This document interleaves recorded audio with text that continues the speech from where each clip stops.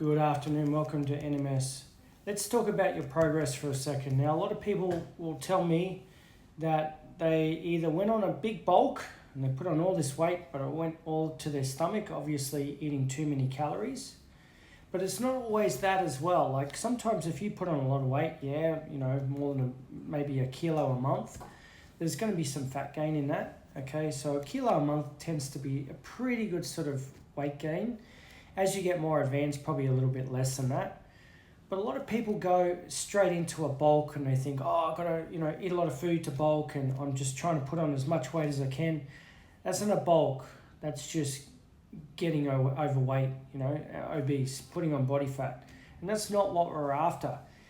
But there could also be another factor to this. I've seen a lot of people, they eat the right diet, okay? They're getting into a surplus, but when they put on weight, it's not muscle. And why is it not muscle? You're probably not training with enough intensity, nor enough intent to go and put that muscle on.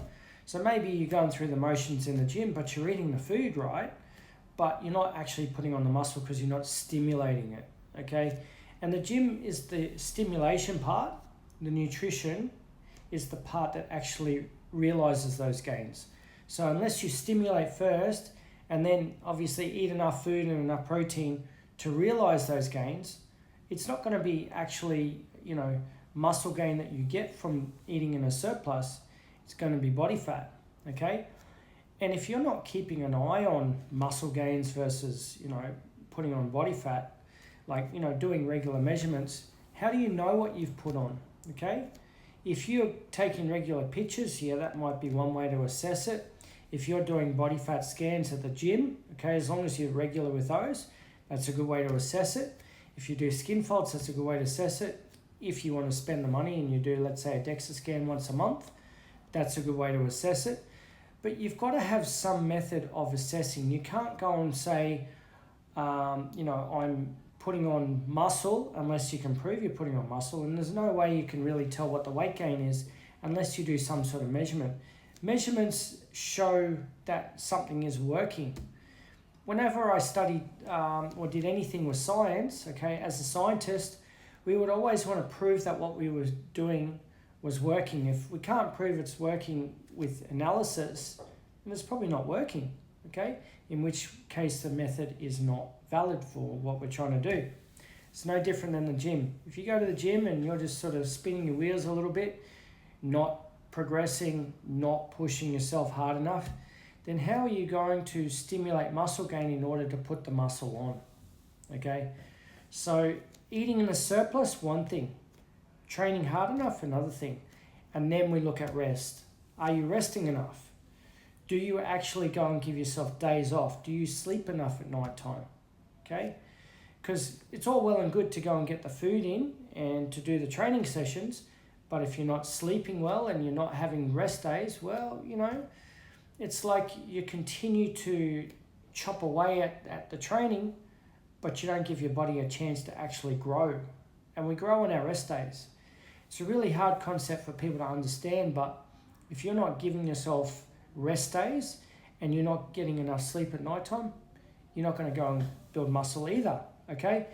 And if you're not sleeping enough at nighttime, then you get an increase in stress, cortisol levels. And then, so with that, you're going to ideally put on more body fat, okay? But not necessarily put on the muscle that you want to put on. And I've seen people go and spin their wheels a lot with this sort of thing. They'll be training hard, but they've got to train. It's like, got to be in there 6-7 days a week. And when they're in there 6 or 7 days a week, they're like, I'm not making progress, but I'm really sore, but I've just got to train. I love training. That's all well and good, but love it, but also love it enough to realize that it's only going to benefit you when you're giving yourself enough rest periods that you can realize the growth. And you'll certainly love it more if you're getting something out of it. So, guys, quite simple, okay? Train, eat, sleep, repeat, okay? And then have rest days, okay?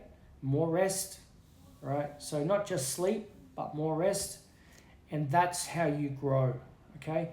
Stimulate, feed, rest, get bigger.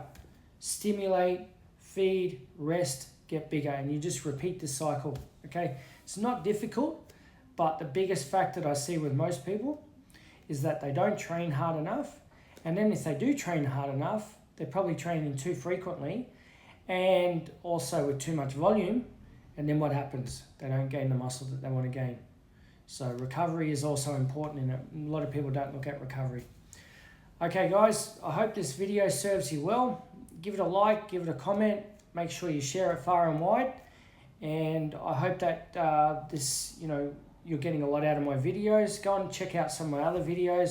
I've put up some videos on why people are obese and what they can do about it.